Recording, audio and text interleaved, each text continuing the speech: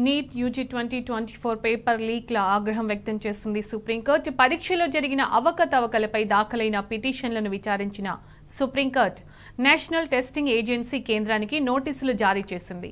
దీనిపై వివరణ ఇవ్వాలని ఆదేశించింది. చిన్నపాటి నిర్లక్ష్యం జరిగినా సమస్యలను పూర్తిగా పరిష్కరించాలని పేర్కొంది. తదుపరి విచారణను జూలై 8న సుప్రీంకోర్టు విచారించనుంది.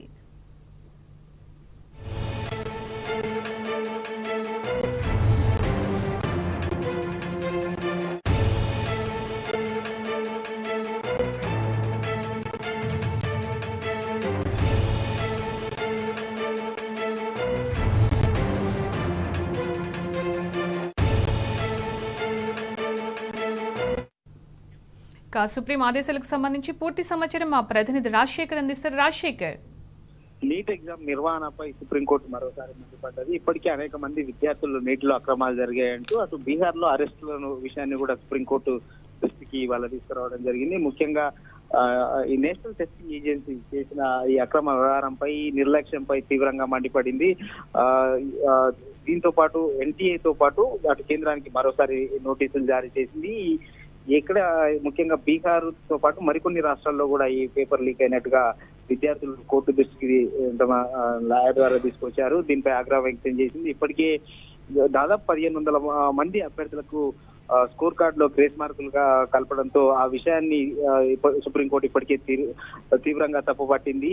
అటు ఎన్టీఏకు కేంద్రానికి నోటీసులు జారీ చేసింది. అయితే ఆ సందర్భంగా ఎవరికైతే గ్రేస్ మార్కులు కలిపారో ఆ గ్రేస్ మార్కులను విత్డ్రా చేసుకుంటున్నామంటూ రద్దు చేస్తున్నాం ఆ స్కోర్ కార్డు అంటూ ఇప్పటికే సుప్రీంకోర్టుకు తెలిపింది. మరోసారి ఇవాళ ఆ కేసుకు సంబంధించి విచారణ ఉదయం నుంచి కూడా కొనసాగిన నేపథ్యంలో మరోసారి ఎన్టీఏ వ్యవహార శైలిని నేషనల్ టెస్టింగ్ ఏజెన్సీ నిర్లక్ష్యంగా చాలా స్పష్టంగా కనపడుతుంది. ఈ ఎగ్జామ్ దేశవ్యాప్తంగా దాదాపు 24 లక్షల మంది రాసినప్పుడు ఎందుకు ఇంత నిర్లక్ష్యంగా వ్యవహరించారో వెంటనే స్పష్టం చేయాలంటూ కోర్టు తెలిపింది. అలాగే కేంద్ర ప్రభుత్వాన్ని విద్యాశాఖని కూడా మరోసారి హెచ్చరించింది. జూలై 8లోగా పూర్తిస్థాయి సమాచారాన్ని రావాలంటూ కేసు వాయిదా వేసిన పరిస్థితి కనపడతా ఉంది. మరోవైపు దేశవ్యాప్తంగా నీట్ ఎగ్జామ్ రద్దు చేసి తిరిగి పరీక్ష నిర్వహించాలంటూ కూడా ఆందోళనలు వ్యక్తమవుతున్న పరిస్థితి కనపడుతుంది. వాళ్ళ మన రాష్ట్రంలో అటు బీఆర్ఎస్ విద్యార్థి విభాగం ఇటు గవర్నర్ ఆఫీసును ముట్టడించగా గవర్నర్ కార్యాలయం ముట్టడించగా మిగతా విద్యార్థి సంఘాలన్నీ కూడా అటు నారాయణగూడ నుంచి లిబర్టీ వరకు దాదాపు వేలాది మంది విద్యార్థులతో భారీ ర్యాలీలు నిర్వహించారు.